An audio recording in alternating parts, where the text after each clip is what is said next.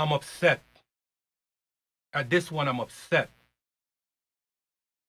Fathers, good fathers, we need better protection from the criminal child support system, the criminal system that punishes good fathers, right? Punishes good fathers. This one is upsetting. As a diabolical judge decide to take away twin boys from their fathers after he's done such an exemplary job raising them. Nothing but good. And what you're going to see next is downright despicable, diabolical, hurtful. Let's roll the clip.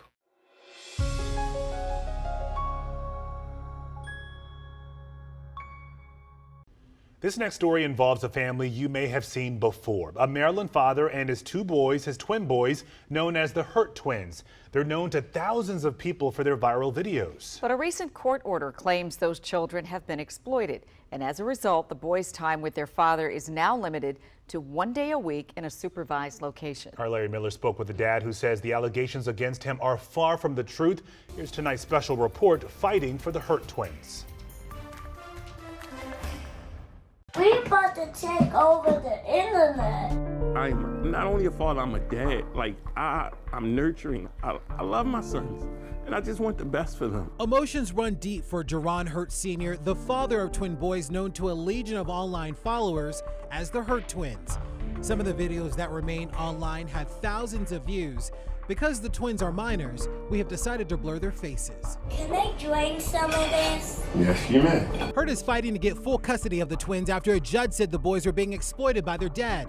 His visitation was limited to 1 day a week in a supervised location. After a hearing earlier this year, Judge Nancy Purpura awarded the twins' mother, April Johnson, full custody of the boys. In her opinion, Judge Purpura wrote Hurtt's judgment was alarmingly poor and is fraught with exploitation which is not in their best interest and presents a danger to their safety. The primary concern for the judge, those videos of the children online. Some show the children engaged in typical play. Others, described in court, show the children in sensitive situations like medical appointments. In addition to generating thousands of views, those videos also generated considerable income from subscriptions, ad sales, and donations for Hurtt. Growing up, my uncles, my mom and aunt will tell you, like, we always recorded. It was just something we did when we had, cookouts, family functions. We all sat around, like, later on after the event, and we would watch on the big box TV. I want to make the Marys and hot chocolate. So when I became a dad, I wanted to do the same thing. I started recording it, and I was just putting it online for our family. When the pandemic started, we went viral, and literally the next day I lost my job. During the hearing, Judge Purpura asked Hurtt if he thought those public videos compromised the children's safety. We asked Hurtt that same question. He told us this. Those memories that I was putting online became profitable. So it was nothing different. Like, I'm just sharing our memories with the world. Hurtt explained those memories have allowed him to care for the boys, providing a home and an education in an elite private school. We spread love and joy all around the world. It's just a day in our life. We may go outside for a walk and I record 5 or 10 minutes, and I've learned how to take those emotional moments and show the world how children can solve their problems. The twins' mother declined our request for an interview, but said in a statement she had no comment and asked for privacy for herself and her boys. But the boys' mother was clear in a counter complaint she filed that the children were being exploited by Hurtt in an attempt to raise money for himself and gain internet fame. Let me back this up for a second. Okay, do you guys actually see this? Everything that you will see going forward is exemplary. This father is a stellar father, right? So to make a claim like that he's exploiting the children for internet fame, money and internet fame, is downright despicable. This is an evil statement to make and put in writing in black and white. This is a diabolical, evil, conniving woman, right? And anybody that actually really watches this will realize that it is downright crazy for her to make that statement and then for the system to go along with it. This is crazy, right? But this is what we've been relegated to. Good fathers get chastised for being good fathers when the mother or the woman that wants to be the caregiver of the child for financial gain herself will stop at nothing to be able to get her way. And most of the time, this is exactly what happens. Why? It's a financial gain. The very thing that she is saying that the father is striving for, manipulating for, trying to gain fame for, the very thing, the financial gain, so she can be supported for what she wants to do with the money, so she used the children as a paycheck. For being exploited by Hurtt in an attempt to raise money for himself and gain internet fame. Is it possible that things may have gone too far? No, I don't think anything went too far. This is the same way you have child actors and stuff like that. And the thing is, we're not even acting. Like, this is just our life. Judge Papora ordered Hurtt to remove all video content of the children from online. Accounts managed by Hurtt show videos of the boys were removed. Since the judge's order, Hurtt reached out to his followers for help, posting videos like this. There are more dads just like me that love their children and would love to show up for their children. There's a Change.org petition demanding Hurtt's custody be reinstated. It has more than 7,000 signatures.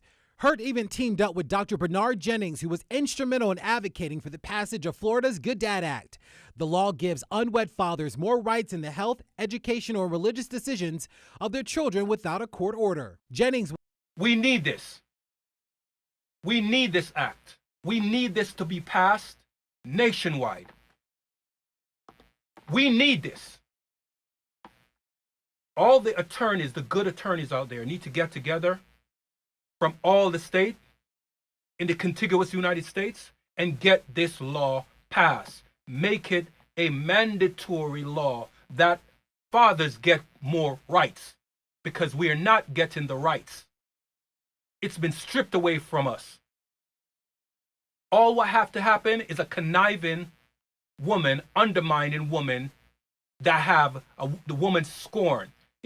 There's a saying that you have to, I don't know, the saying says you have to be fearful of a woman's scorn, because when she's ready, she will scorch the earth to get what she wants, whether she has to lie, whether she has to construct some devious, manipulative scheme to get her way, she will do it, even if she's in a condition that's not conducive for the goodness or betterment of the children.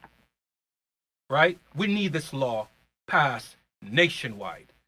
Rights in the health, education, or religious decisions of their children without a court order. Jennings wants to see it passed nationwide. There are good dads out there that are suffering because they don't have time with the children. There are children that are suffering. There are statistical analysis that will show you that children that have time with both parents fare better. As for Hurtt, he's hoping an appeal will grant him more time with his children. He continues to post videos online. I'm trying everything I can. I'm trying everything I can. I have to use our platforms. I have to tell injustices that's going on. Injustices that's going on.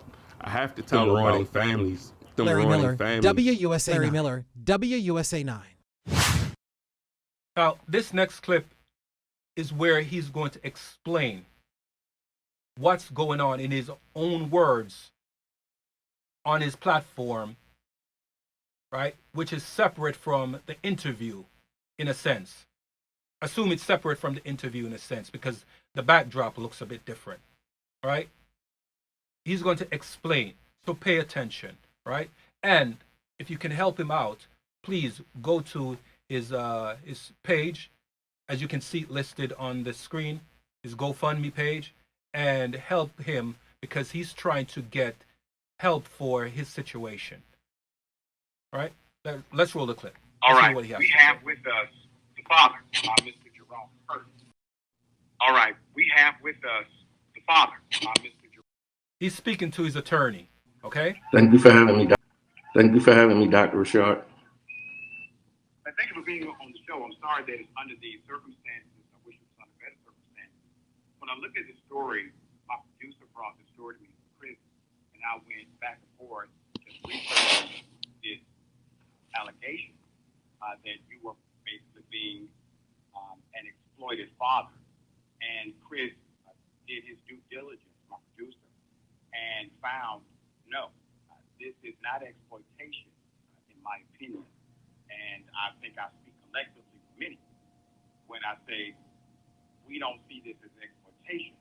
You made one of the greatest points that you got child actors in the world. Right. If this is the standard for exploitation, that means a whole lot of fathers and mothers, frankly, as well, would lose custody of their children. Give us some more background as to how this happened. We understand what the news media play, but we want to hear it in your own words. Right, and that's what hurt my heart, because I sent the reporter so many documents and videos proving what actually happened. When I became a single father, it was right before the pandemic. When the mom left, like from the first day that she left, we started getting stalked by the guy she moved in with. He was coming to our home. He was emailing our followers. I mean, just from the first day, I knew he was psychotic. Something wasn't right with the guy. I called the police. I did everything I could to protect my children. And when the mom left, it was literally just me. My sons had a life and death surgery. I was told she had to work. I mean, like, I did everything for my sons. I offered her, like, hey, I'll pick you up, I'll bring you here, I'll Uber you here. The boys are starting to call, just random women mom, and that's not okay. You're their mom. I tried my best to keep the mother in their life. She tried her best to defame me, and I stayed quiet this whole entire time. I'm like, I love my sons. I'm gonna do what's right for them. So I don't want to defame her or, say anything negative. I just tried to, stay positive. At some point in time, the mother basically took the boys. We had supervised visits, and I was the one that was supervising the visits, and the mother left with my sons. She had the boys for 4 days. I was terrified. Before the visit, I had an inkling something was going on, because I seen on Facebook where people were telling her to take the boys, to kidnap the boys. And I tried to go get a restraining order, and the courts denied it. So after, the boys were taken, the courts actually ended up giving me the restraining order, and then CPS got involved. It was the worst 4 days of my life. I didn't know what was going to happen to my children. CPS came about and got the boys back for me. And when she got the boys back, she saw a bruise on one of my son's faces, on his face. And she said he was just hit. She's like, look, let's go home. I'm like, no, I don't want to go home. I want to go to the hospital. I want to make sure my son is okay. And she's like, no, we have to get on reacclimated with being home, tomorrow. We'll go to the hospital. Well, that next day I didn't wait for her to go to the hospital. I went on my own. She called me. I told her what happened. She's like, look, I'm going to get you this final restraining order. She didn't trust the gentleman. He was bad news. He was controlling.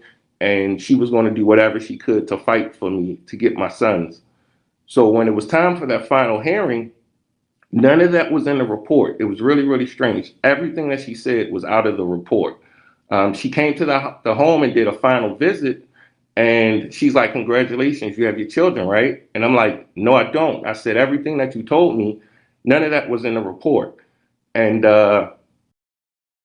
let's back this up for a second.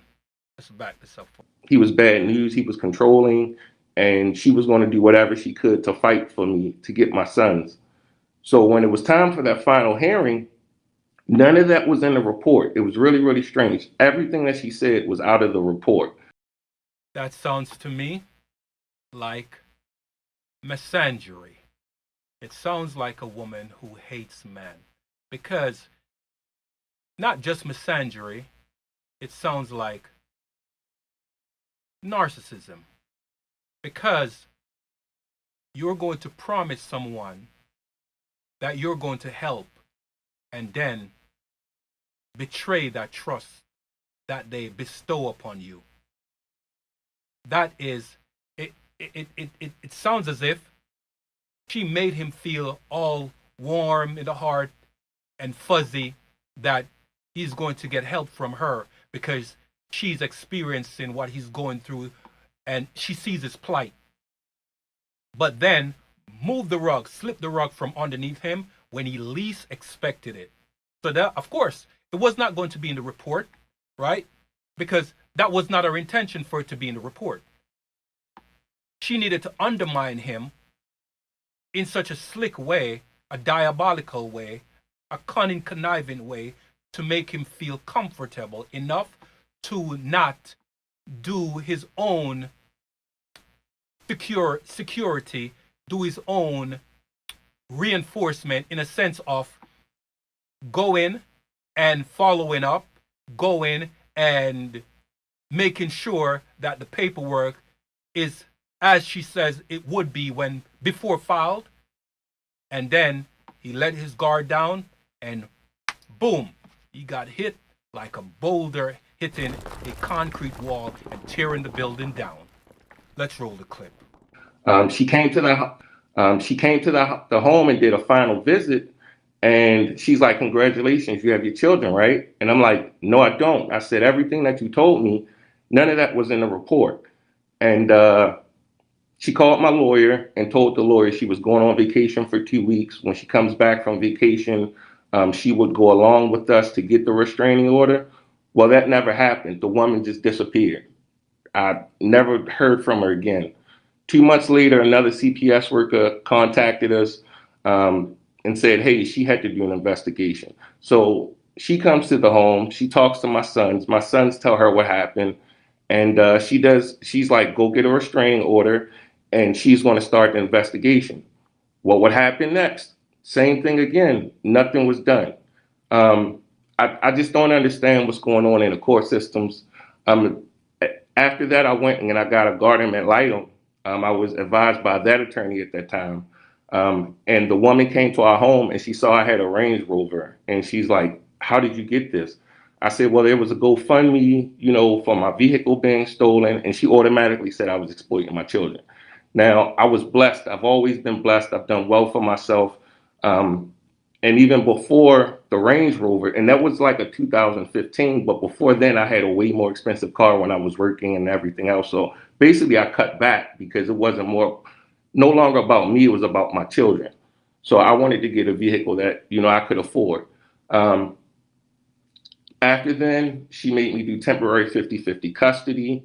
During the temporary 50-50 custody, the children's school, my son's school is telling me that the children are coming to school hungry when they're with their mother. They're wearing the same school clothes for 3 to 4 days. And I'm going to the guardian ad litem and I'm telling her everything that's going on. And she's just ignoring it. She's saying I'm making it up. My sons then start coming home saying, "Daddy, the man is watching them while they asleep. Daddy, we're seeing Mom be abused." And I'm relaying this again to the guardian ad litem, and she tells me I'm making it up. So one day my sons come home and they're like, "Daddy, Mommy was hurt really bad by, the boyfriend." Something told me just to case search him, and I saw that he was locked up. I didn't know why he was incarcerated. Well, no, I knew it was assault, but I didn't know who the assault was against. So then I called the guardian ad litem, and she called the mother, and the mother told it was just an argument, and a neighbor called the police. Well, she's told me that the children still had to go to the home, and for weeks, like I was terrified. Like I knew this guy, something was wrong with him. Like he's already abused my son. He hit my son in the face, and now my sons are having to go there, and then on top of it, now they're seeing their mother be abused. It's just been so much. From that point on, I found I got the restraining. I mean, I got the police report, and the police report said that he really abused the mother. It went really into detail where he broke furniture with her head. Wait. And the children, they're still with the mother? The children are still with the mother? Huh. Crazy. The guardian ad litem still. That's in the police report. Yes, it's in the police report. And the guardian ad litem tells me that there's nothing that she can do because they're no longer together. Even in the police report, it says that the older son was the one who broke the altercation up. I would have thought, you know, Give us the ages of my sons are 6. I have twin boys, and her oldest son is 13, and she has a younger son that's 3. So even after this, the guardian ad litem still allowed my children to go there. The mother ends up moving with another boyfriend. From there, my sons contact me when I pick them up from school. They tell me that the boyfriend. Wait. Let me back this up for a second. Even after this, the guardian ad litem still allowed my children to go there. The mother ends up moving with another boyfriend. Another boyfriend? So wait here. The boys were taken away from their biological father, given to their mother, who is living with a man that's not their father, who is very abusive, abuses the children, abuses the mother in such a way that the child, one of the sons, had to go and break the fight up because he's bashing her in a way where the child had to step in to stop it. And then he explained this to the guardian ad litem, and she allowed the children to stay. And then the mother moved in with a different man, a different boyfriend. How crazy is this? From there, my sons contact me. When I picked them up from school, they tell me that the boyfriend had left them alone. Mom went to work and left them with the boyfriend, and the boyfriend left them in the house alone. They said it was daytime when he left. It was nighttime when he came back. They said they went outside screaming for help. So I contacted the guardian ad litem again, and she said I was making it up. I just don't understand how you can go to the system for help and the system basically hurts you, instead.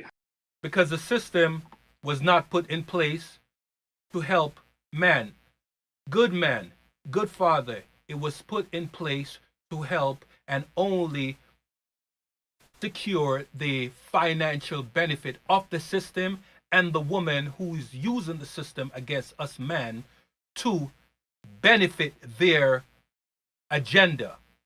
So if the woman feels emotional about something, right, and she has scorn against the man, she is going to do her best to make sure that the system works for her, because she knows that there are no consequences whatsoever, right? Listen, accountability for many women, and don't get me wrong, there's very, very many good women out there, but the misandrous, conniving woman will spread propaganda to get the system to work for her diabolical agenda, because she knows that there will be no consequences whatsoever. And we have feminist judges and guardian ad litem that works in the system to make sure that we suffer as men, as good fathers. We suffer. Listen, what I've gotten to realize is that there are fathers out there that will walk away from their children, and the woman will not go after those fathers because she knows that she's not going to get anything from him, right? But let it be so that a good man comes in her life, and after her aggressive nature, manipulating, abusive nature, he decides to leave. She is then going to go after him for child support, for children that is not biologically his, right? And oftentimes the court will make it so, irregardless regardless that his blood does not run through the children's vein or the child's vein. The woman is going to get her way because accountability is not something that these kind of feminist mindset women abide by. Let's roll the clip.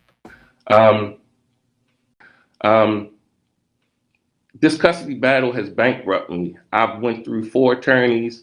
The last attorney was great, but I mean, who has $10,000 to $15,000 to keep spending monthly? You know, when I went to court, they showed our videos. Our videos are all positive, and it didn't even start on purpose. Like, I was just recording my sons. My uncles used to record us at birthday parties, cookouts, things like that. And I did the same with my sons on social media. And it was just for our family to see. And it blew up during the pandemic.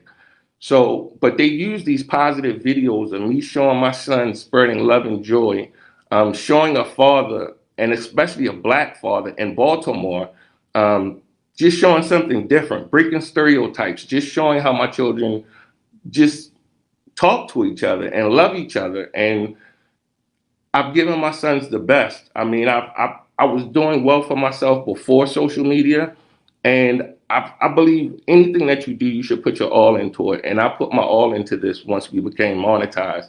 And it's not like we recorded every day. We may have had 10 minutes of videos a week, like it was maybe going for a walk or something like that, or my sons getting into an argument and talking it out, you know, and loving each other. And at the end of the video, they were always hugging, holding hands, and playing. I just don't understand how something like this could happen to a father like me. During the trial, I was asked, why do I want my sons to go to the school that they go to? It's a very great school. It's an elite school. It's where politicians and celebrity children go. Why would I want my children to go to a school like that?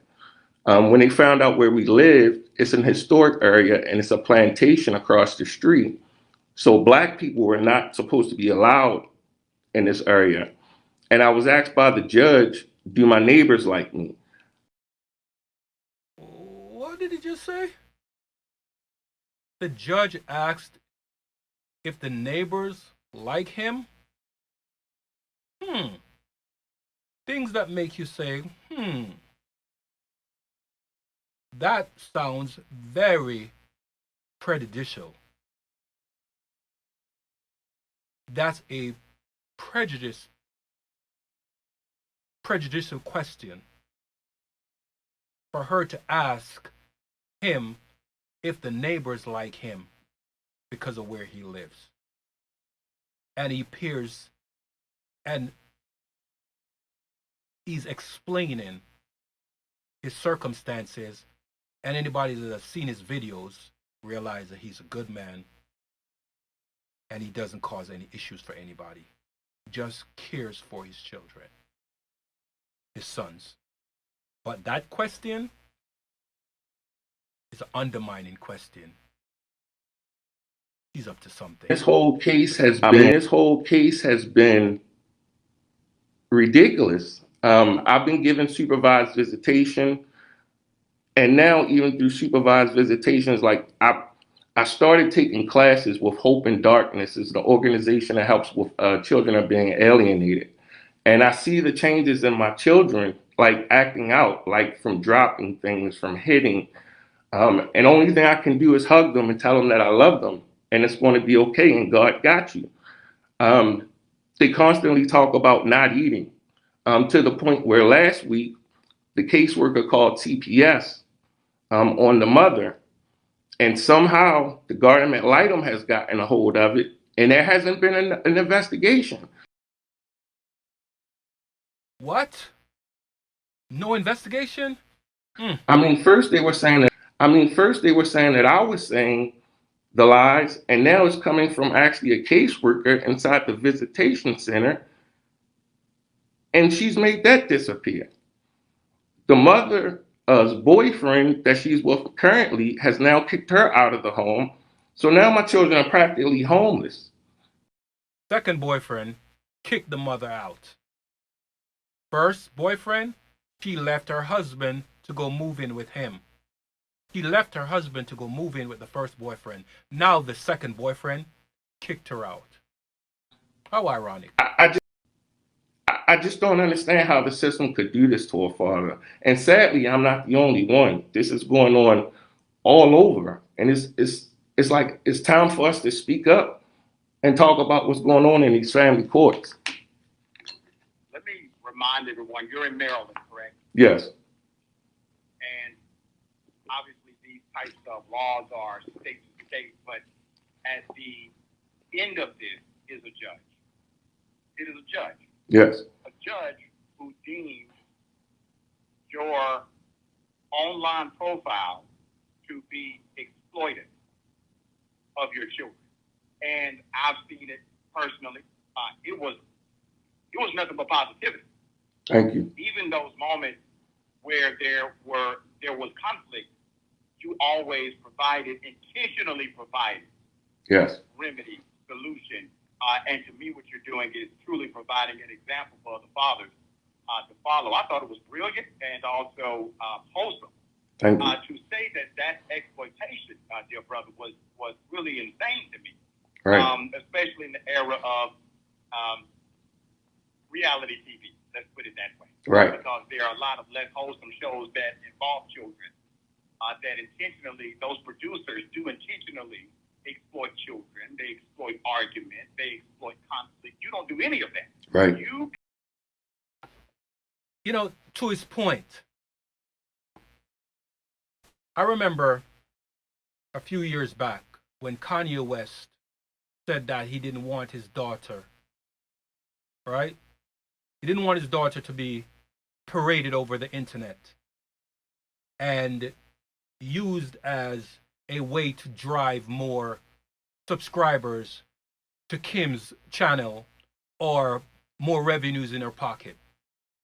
There is not a court around that would have stopped Kim from doing that, right? Not a court around would have stopped her from doing it. She did it anyway, right? But this is how it works. This is how it works. Got popular during COVID because you decided to highlight a positive relationship between a black father and his twin children. So Right. now, as you move through the court system, at this point, do you have an attorney representing your interest? I know the guardian ad litem. I had a friend that went through that. She had a horrible experience as well, and she was a mother with the guardian ad litem. The person that reads the material, it was just ridiculous. But do you have somebody representing you? No, I don't, and that's the issue. Like this is bankrupt me. I had to take everything down. I can't afford it. They taken everything from me, from my children to my income, everything. So let me ask you this, brother. Let me ask you: are you able to still do videos, or did they order that to be taken offline? yeah, they give me a restraining order. I can still do videos myself, and that's what I have been doing. I'm talking about the situation, but I'm gonna get in trouble for that because I'm not supposed to do any social media. I'm not supposed to talk about this situation at all. See what they did? They gave him a gag order. So he can't talk about what's going on. No one's supposed to know that they are railroading him. Right? He should just sit down and be quiet like a good little boy. Right? While they decide what's going to happen to his family, his children, his well-being, while they strip him away from every possibility of generating some income for himself so he can take care of himself and his children, right? So he should just shut up. And if he opens his mouth, of course, he's going to get in trouble for that by the system, by this feminist judge, right? He's not supposed to talk about it because they want him to shut up, be quiet, sit down, and put his tail between his leg and, right? While they destroy his life. They've taken away my First Amendment. They've taken away my First Amendment right, my 14th Amendment right, and my Fourth Amendment right. So now I'm to the point where, like I said, I'm working with this corporation called, organization called Hope in Darkness, where I'm trying to file a federal lawsuit where I can get the judge and the guardian ad litem off of this case because it's unjust and I can't afford it. For those who are listening, if you're in a position to assist this dad, Hurtt. Many are on his side.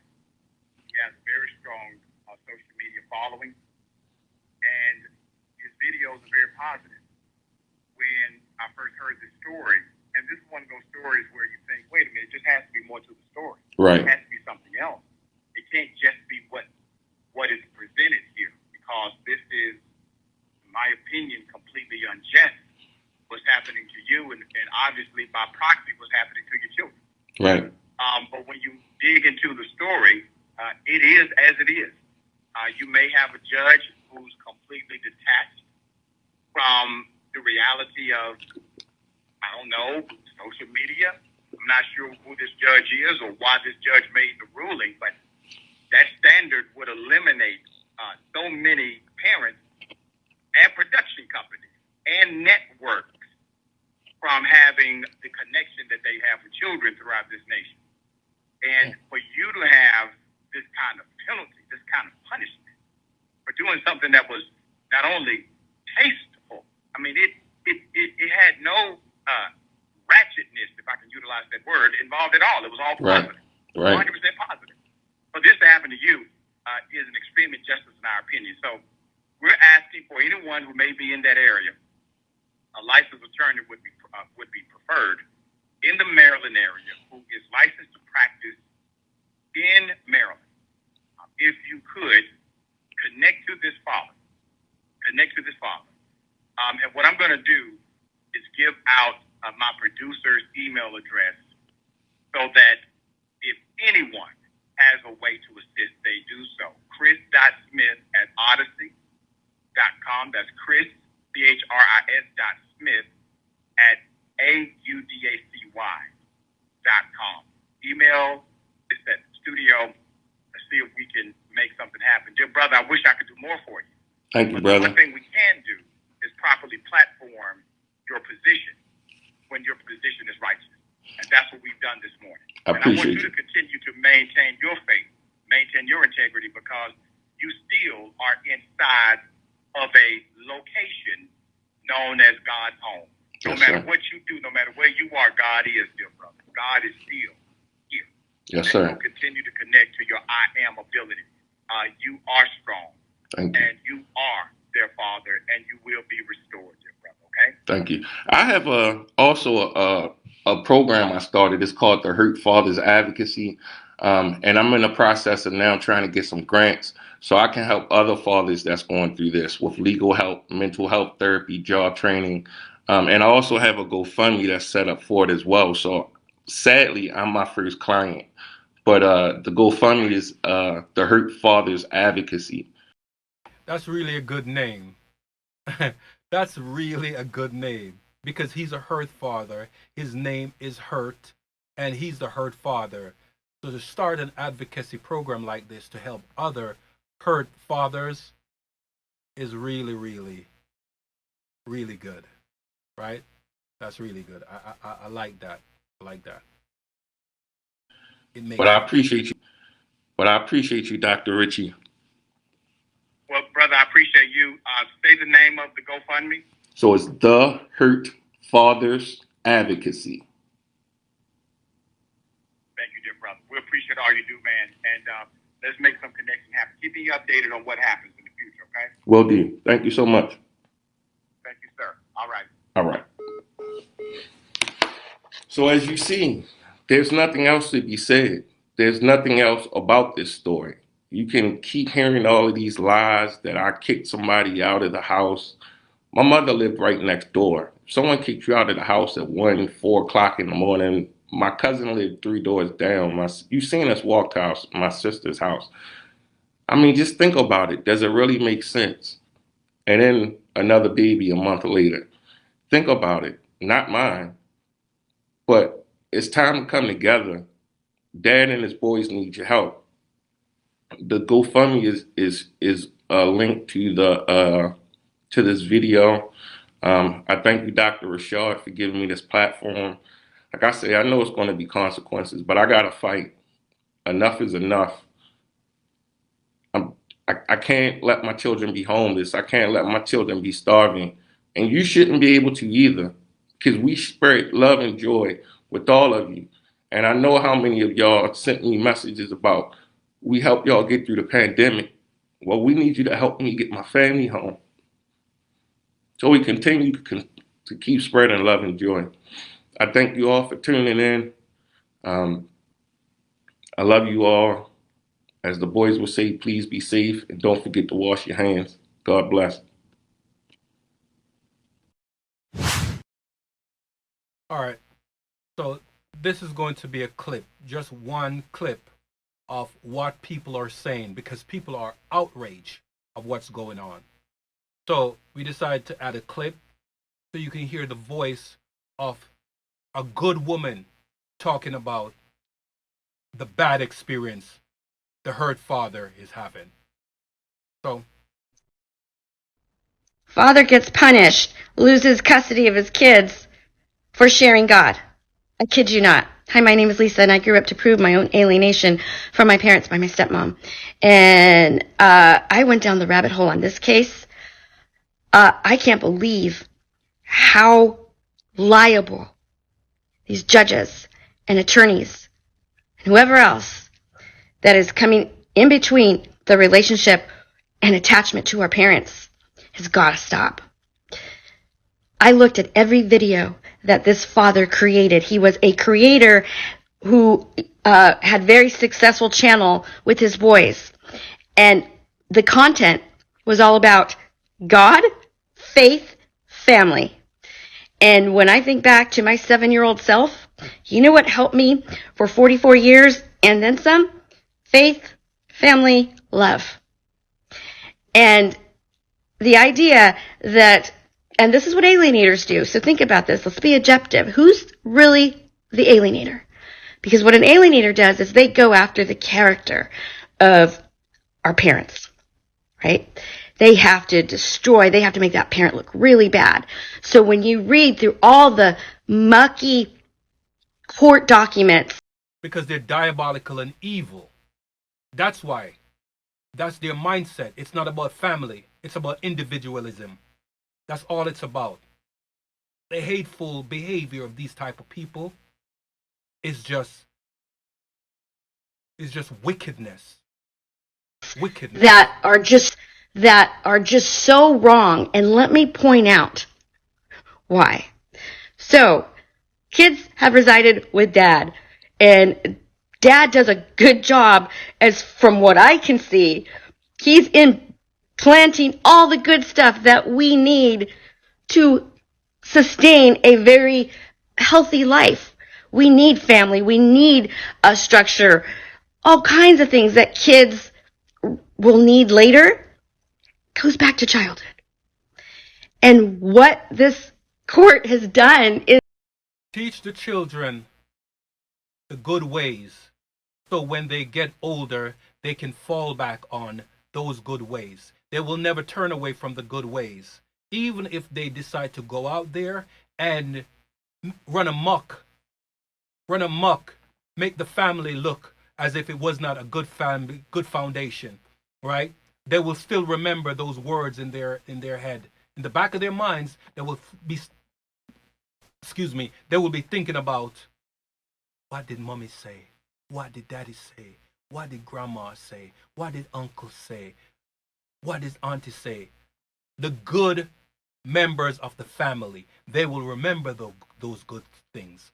Children learn from what they see. They learn from the behaviors of their parents and their surroundings, right? But if the parents are good parents and instill goodness into the children, they will always remember it in the back of their head.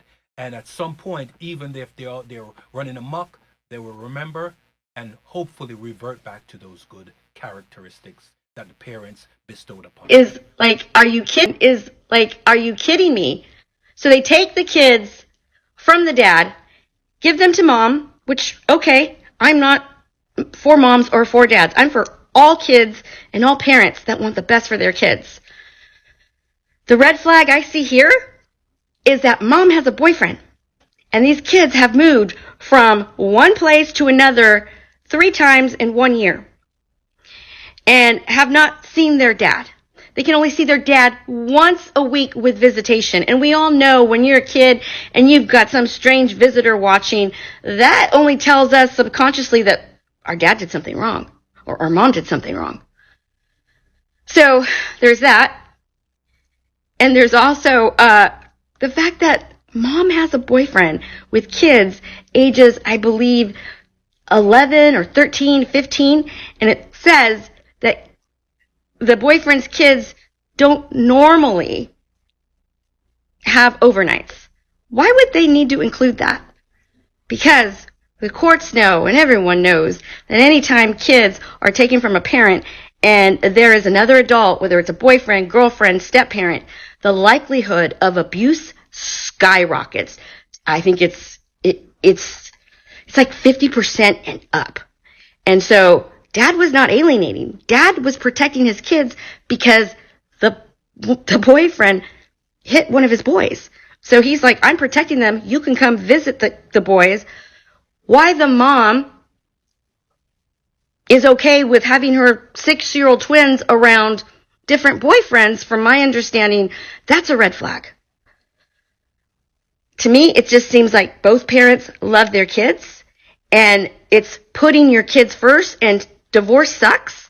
However, if it's best for the kids to be in an environment where they are loved, nurtured, safe, not having to move around, that is the best thing for them. And whether it's a dad that can provide it or a mother can provide it, the best way to raise your kids is 1, out of family court.